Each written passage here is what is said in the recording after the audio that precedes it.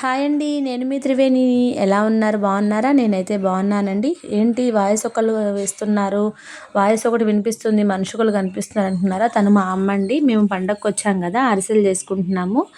ఈ అరిసెల ప్రాసెస్ అనేది మీకు కూడా చెప్దామని ఒక వీడియో తీశానండి. మేము 2 మానికల బియ్యం తీసుకున్నాం కాబట్టి దానికి 3 కేజీల బెల్లం సరిపోద్దండి. ఒక పావు కిలో నువ్వులు సరిపోతాయి. ఒక రూ. 20 యాలుక్కాయలు. ముందుగా బెల్లాన్ని కొట్టేసుకుని 3 అరశాలు వాటర్ వేసేసి పాకం పెట్టేసుకోవాలి.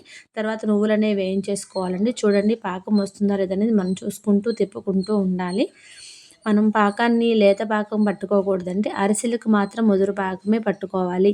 బూరెలకు మాత్రమే లేత పాకం పట్టుకోవాలి. పాకం వస్తుందా లేదని చూసుకుంటూ ఉండాలి. ఇలా ప్లేట్‌కి ఇలా వేస్తే టంగుమని మోగాలి. అది అరిసెల పాకం. పర్ఫెక్ట్ పాకం అనేది అదేనండి. ఈ పాకంలోకి మనం నెయ్యి అయినా యూజ్ చేసుకోవచ్చు, నెయ్యి అయినా యూజ్ చేసుకోవచ్చు. నూనె కన్నా కొంచెం నెయ్యి అయితే మంచి స్మెల్ వస్తుంది కాబట్టి మేము నెయ్యి అనేది యూజ్ చేసాము. పాకం వచ్చేసిన తర్వాత ఈ నెయ్యి, నూములు, యాలకుల పొడి వేసి కలిపేసుకోవాలండి.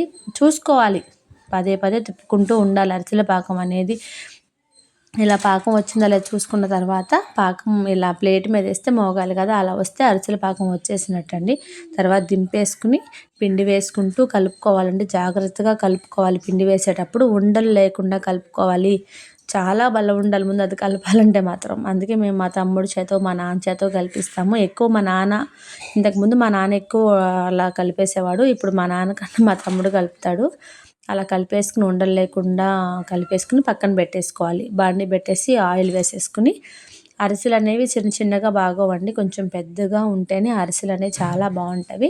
పెద్ద పెద్ద అరిసెలు నా ఆటల తద్దికి అరిసెలు ఒక అరిచేయంత పైగా పెద్ద పెద్ద అరిసెలు చేసి వాయినాలుగా పంపించాము మేము. అప్పటి నుంచి మా మావయ్య గారికి అరిసెలు అంటే చాలా చాలా ఇష్టం. ఇక్కడే వండిస్తారు ఎప్పుడు మా ఇంటి దగ్గరే.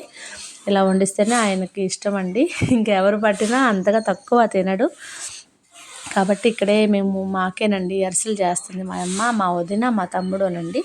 ఇలా అన్ని అరిసెలు చేసుకున్న తర్వాత మనకు వరిగడ్డ ఉంటుంది కదండి. ఆ వరిగడ్డని తీసుకొచ్చి దేవుడి దగ్గర వేసేసి మనం వేయించుకున్న అరిసెలని అంటే విడదీసేసి మొత్తం అలా పేర్చాలండి. అంటే చల్లార్చాలి. చల్లార్చిన తర్వాత దేవుడికి ఒక అడ్డు వెలిగించేసి అలా దండం పెట్టుకుంటాం. అదొక ఆచారం అయిపోయింది.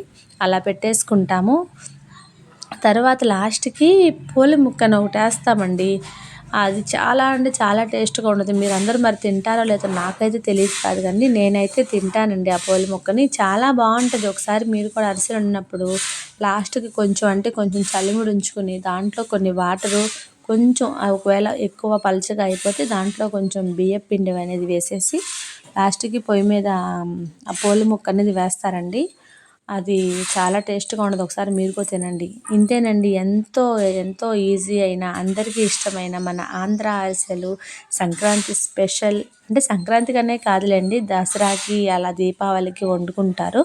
కానీ సంక్రాంతికి అనేది మెయిన్ అరిసెలు, మిఠాయి. అలా మా ఇంట్లో ఎక్కువ అరిసెలు తింటామండి. మీకు ఒకటి చెప్పనా, అరిసెలు ఇష్టపడిన వాళ్ళు ఎవ్వరూ ఉండరండి కదా. మీకు అరిసెలు ఇష్టమా? అరిసెలు ఇష్టమైతే నాకు కామెంట్ చేయండి.